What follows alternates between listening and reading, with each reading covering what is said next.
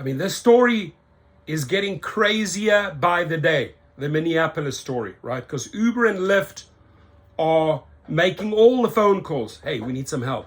What's your bank account? Hey, I need some help. This is the CEO of Lyft. This is the CEO of Uber. What's your bank account? I need some help. We don't want to lose money. Do you hear me? We don't want to lose money. I need your bank account. Let me wire you some cash. I need some favors. Hey, I need some favors over here. I'm going to wire you some money. So now the latest thing is this council that voted 10-3, right? Apparently now one of their main leaders here gets cold feet and says, oh, we have to revote. Listen here, lady. How much money was wired into your account that you have to vote 3 times? Voted once, council overrode them, supported the drivers. This idiot over here, politician, vetoed, council voted again 10-3. And then this lady here, I mean, who called her up? Who called her up and who wired money into this chick's account?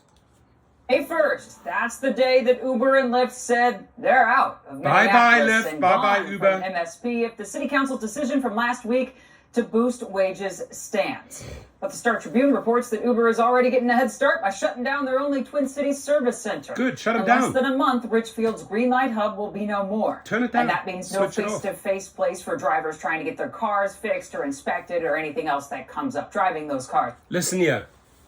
These hubs mean shit, right? What are they? They have more security guards at the hubs than workers, right? Because you constantly just have angry people walking in there, dealing with people that are getting barely minimum hourly wage, and they just spin out, right? These are a waste of your time. And have you ever received any good help from a hub?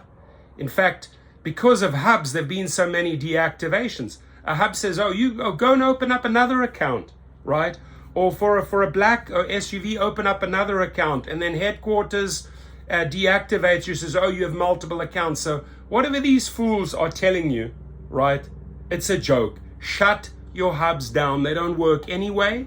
Your AI bullshit and all the crap that you run in Manila doesn't work anyway. I mean, customer service does not exist, right? You got to really start from ground zero and rebuild this and bring in call centers into the United States. But these hubs, I mean, once in a while, yeah, if you want a decal, you could pick up a decal. But cry me a river, man. You go in there, you tell them your entire story. You've wasted an hour driving there. You've wasted an hour with these people. They just look at you like this, right?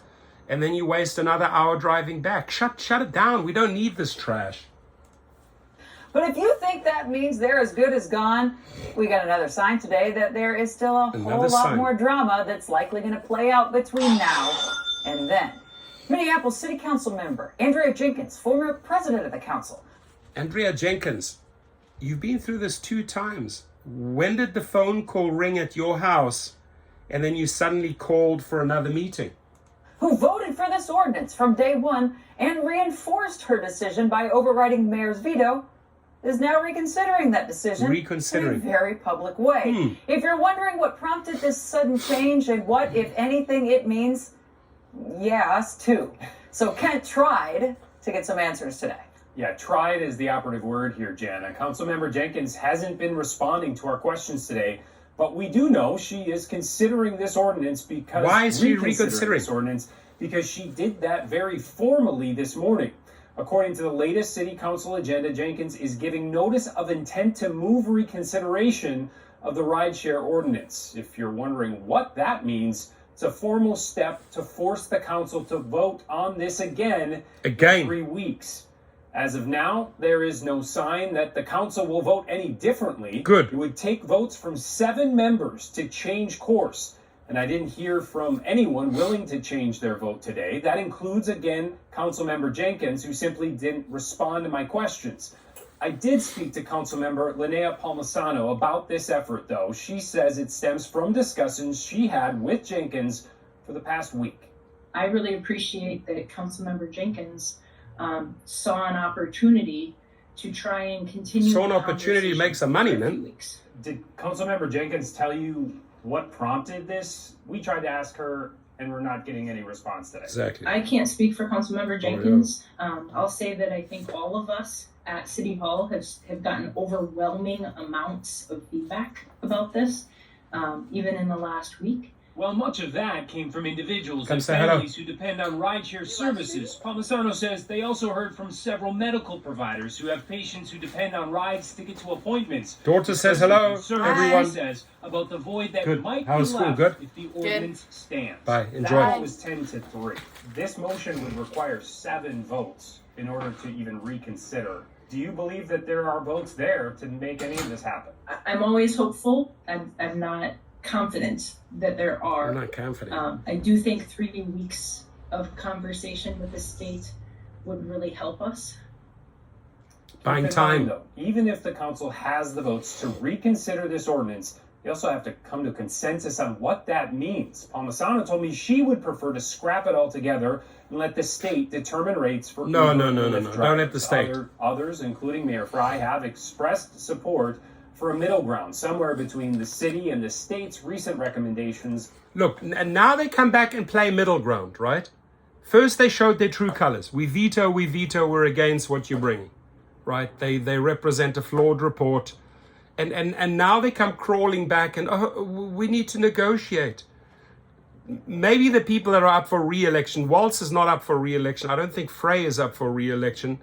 Maybe the council members are for. Anybody who sees their job threatened will change their attitude and their tune quickly. But the bottom line is, here is what this all boils down to. Are you or are you not willing to pay the Minnesota minimum of $15, right? No matter what Uber and Lyft calling you here, calling you there, wiring your money into this campaign, all that bullshit aside, are you or are you not willing to pay these drivers the minimum? That's just my basic question. If not, leave, right? And drivers, you have alternatives. That's why when they threaten goodbye April 1st, now they say May 1st, goodbye. You are the weakest link. Goodbye. 5 other companies are waiting, right? They're waiting to land. It'll go this quick and the market will readjust itself. Riders will still get their trips. Riders will actually end up paying less because there's more competition. Drivers are going to get more because these other newcomers have to fight for those drivers. So it'll be a win-win situation for riders and drivers. Never be shy. Never be afraid. Never have fear to throw the duopoly out of your city. And duopoly, Uber, Lyft, right? The ones that have muscled their way and bullied, put a lot of companies out of business. Do never fear throwing them out. It can only get better. Austin, Texas is our role model. They showed us firsthand, okay, Uber, Lyft, you want to go? Bye-bye. And boom, the companies were in there and boom, the drivers were earning better and the riders were satisfied. Riders, don't be afraid. Drivers, don't be afraid. It's very obvious. A driver suddenly appears and says, I make $50 to $100 on Fox News. Bought. Governor Waltz vetoes this minimum. Bought. Mayor Frey vetoes.